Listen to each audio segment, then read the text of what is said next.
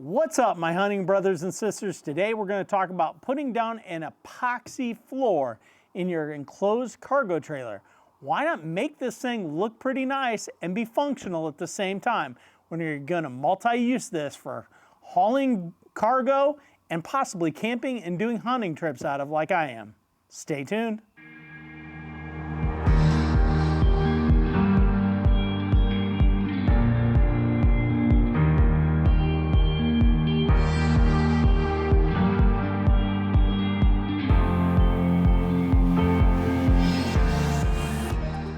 All right, so we're continuing on with my trailer project, and I'm dividing this up between many videos, so I got multiple things going on.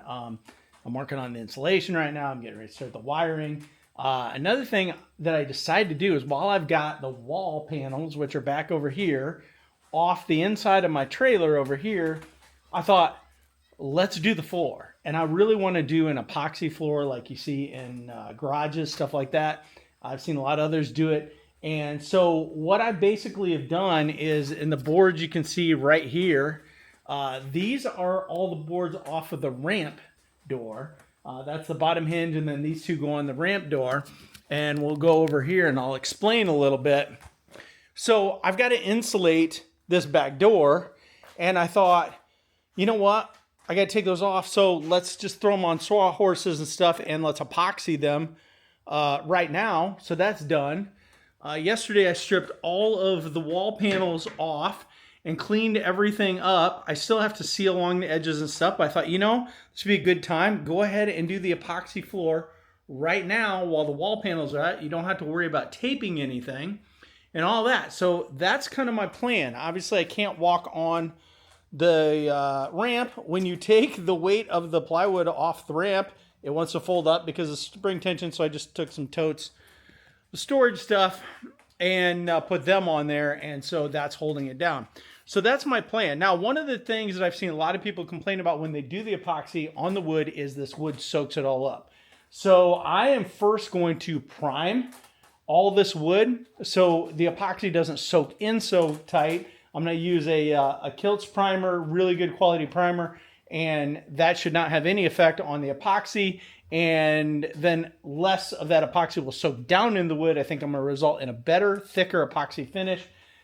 So that's my plan. So right now we're going to prime, and then I'll get some epoxy and put it down. I got to run and buy insulation anyway, so that's my plan. Again, multi-phases going on here.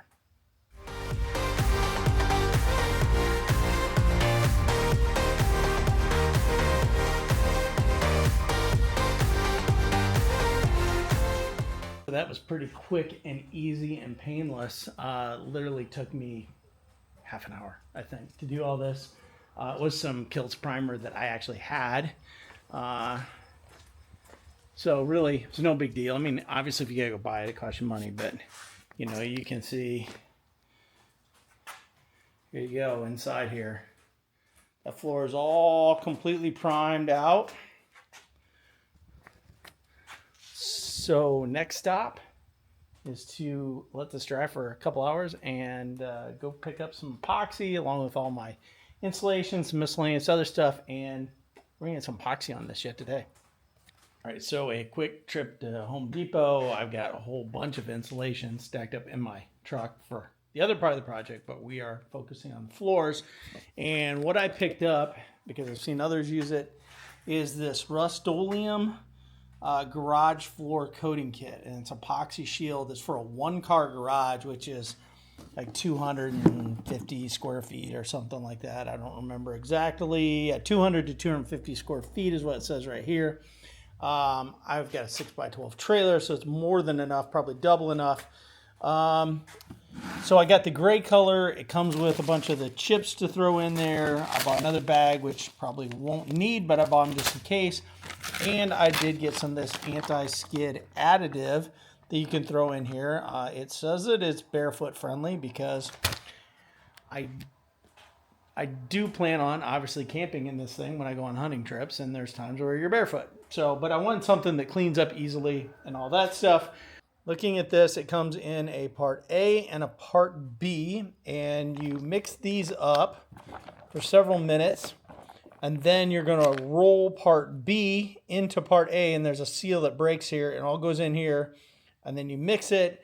And then today it is in the mid 70s, and according to the directions, after I roll it, or it's ready to be rolled in 15 minutes after mixing, and it's good for an hour and a half. And then this needs to set like 24 hours. So that's the plan. Hour and a half, that's no big deal. I mean, I put this primer on in half an hour or so. So I would imagine, I'll have this done between this floor and those pieces right there, probably 45 minutes, maybe an hour tops, but shouldn't be a problem at all. So let's get this thing going.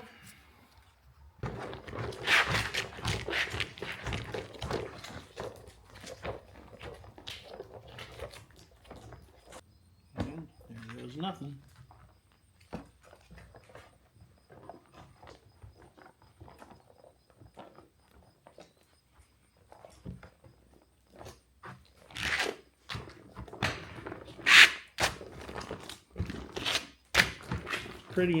A pretty easy process. My question is if it's all going to fit in a typical paint pan. I didn't get liners for my deep pan. I failed at doing that. So I'm looking at my little paint pan going, I don't think it's going to. But I think what I'm going to do is I'm going to pour the grit in here, mix it up, get it all good, and then pour part of it in there, and then pour the rest in. Pour grit in here.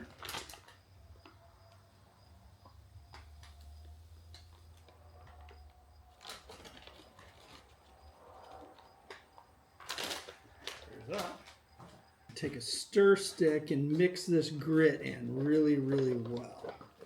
At least that's my thought process here.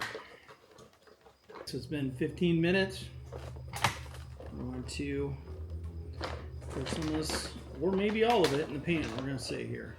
Again, I ain't getting liners for my deep pans. Critical error on my part. This is very runny stuff. A lot runnier than I kind of expected it to be.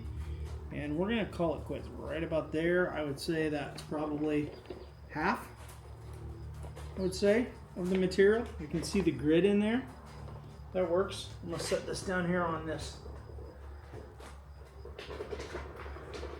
Well, I brought a pan. I'm going to put it in this pan just in case.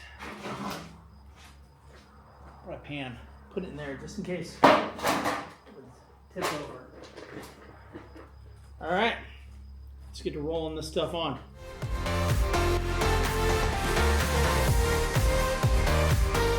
So we are all done. That literally took tops 45 minutes. I don't even think it took that long.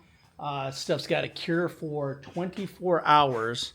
They say that you can put foot traffic on after 12, but I don't have anything going on that I need to be out here working on this for the next 24 hours. So it's just going to set. As you can see, I think it turned out pretty nice. We'll go look inside the trailer here. I will say that the product is thinner than I expected it to go on. I expected it to go on a little thicker. But it was very easy to work with. So yeah, no problems at all. But that is the epoxy floor. I will show it to you after it's dry. All right, well, it's been a couple weeks actually since I did the epoxy on this floor. I figured I would just put everything back together and then do a wrap up on the epoxy floor, give you my thoughts on it after I got everything back together and the trailer is looking more presentable. So let me spin this camera around here and I'll check it out because the sun is glaring pretty hard right now. All right, here you can see going up the ramp and into the trailer. We got some shadows obviously on it.